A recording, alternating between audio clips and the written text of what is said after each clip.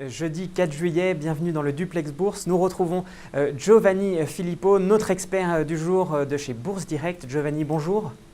Bonjour Pierre, bonjour tout le monde. Alors, la bourse de Paris rebondit après avoir baissé fortement hier suite aux tensions politiques au Portugal. Aujourd'hui, on va suivre avec attention à 14h30 l'intervention de Mario Draghi et sa décision de politique monétaire. Alors, que peut-on attendre comme mesure de la BCE, notamment vis-à-vis du Portugal? Qu'attendez-vous, Giovanni? Je dirais qu'on pourrait dire à toi de jouer Mario. Maintenant, c'est le moment ou jamais, je dirais, de rassurer les marchés après ce que vous venez d'évoquer.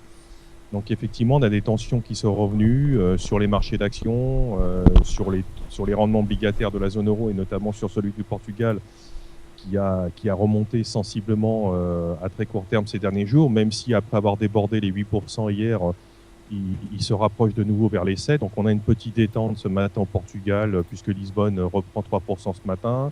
Donc les taux rebaissent un petit peu. Donc il va falloir que la BCE, je pense qu'ils ont dû plancher là-dessus ces derniers jours et ces dernières heures, apporte des solutions pour le Portugal, parce que le Portugal ne peut pas bénéficier de l'OMT, ces fameux rachats obligataires. Donc pour répondre à ces problèmes de déséquilibre pour l'instant non réglés, comme vous l'avez évoqué, notamment des inquiétudes politiques. Ça nous rappelle un peu dans notre mémoire la situation qu'il y avait eu en Italie, oui. suite à l'instabilité politique. Donc on attend aussi de la part de la politique monétaire accommodante de la BCE du soutien pour l'économie réelle. On espère que des mécanismes soient mis en place pour apporter, je dirais, de l'aide aux petites et moyennes entreprises, notamment l'accessibilité au crédit. On ne pense pas que la BCE agisse sur ces taux. Alors, à noter néanmoins le marché pétrolier qui est soutenu par les vives autres tensions politiques, mais cette fois-ci en Égypte, et ça bénéficie effectivement au baril de Brent et également par la baisse des stocks aux États-Unis.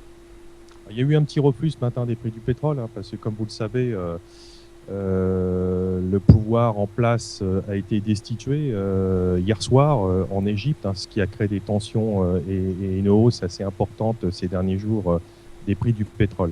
Donc ça apporte en plus, je dirais au reste, du stress et de la nervosité dans les marchés.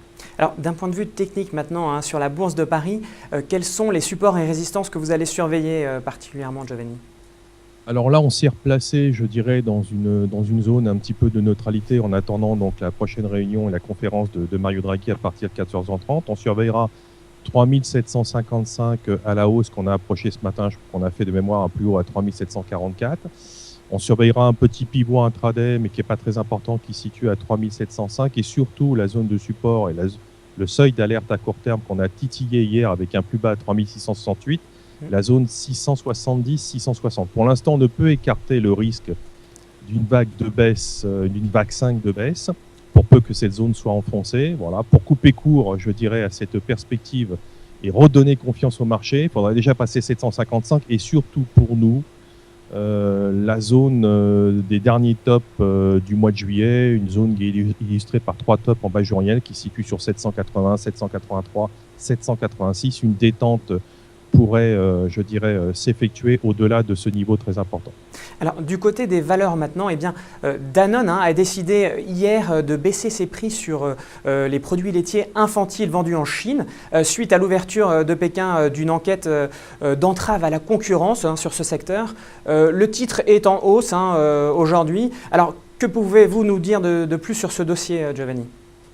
Alors, il y a effectivement 5 fabricants qui sont soupçonnés d'entrave à la concurrence en Chine. C'est pourquoi déjà très rapidement, Danone, à travers sa filiale chinoise, a prévu de baisser ses prix de 11 à 23% d'ici 2014 sur ses produits laitiers infantiles, qui représentent quand même 20% du chiffre d'affaires de cette filiale de Danone en Chine, et c'est surtout des produits à forte marge.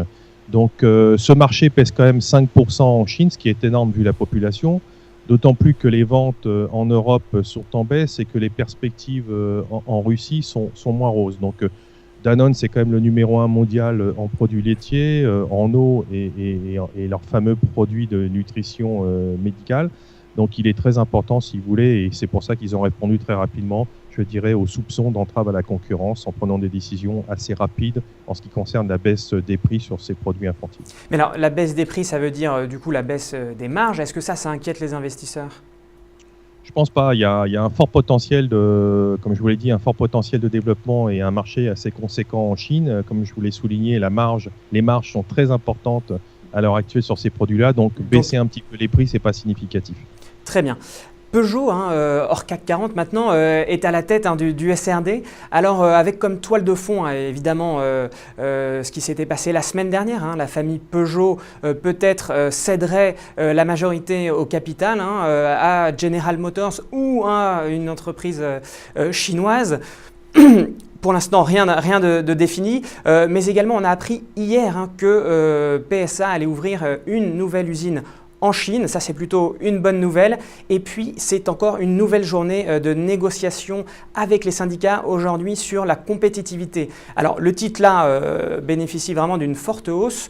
Que pouvez-vous dire de plus, Giovanni?